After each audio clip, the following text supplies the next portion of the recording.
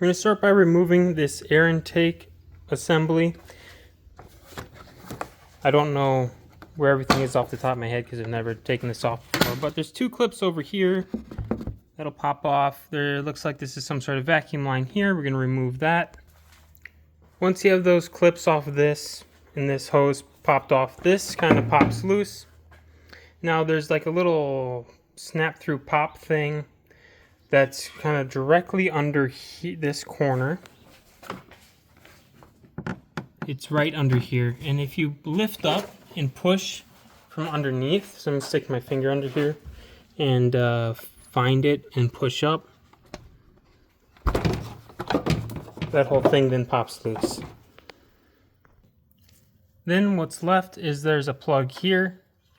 This might need to be loosened so it comes off easier. And there's also a clip.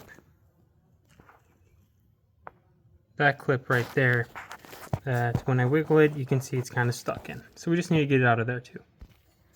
So the way this comes out is if you pull it off here, you can then pull it this way and pop it off, that little thing I was showing you earlier. With the air intake assembly out of the way, you can clean your actual throttle body. If you're noticing rough idle, this will sometimes help a little bit. This one isn't terribly bad, however, it's to the point where it could use a little bit of cleaning. Don't monkey around here too much. This is able to wiggle a little bit, however, don't go pushing around too hard. You don't want to actually end up bending anything.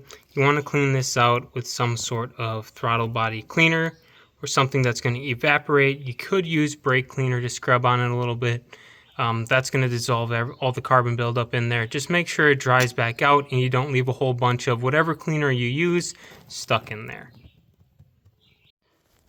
I cleaned it with an all-purpose parts cleaner. It turned out just fine. The main thing is just make sure all this can dry out before you go reassembling it all, so you don't have a whole bunch of combustible extra things inside your throttle body.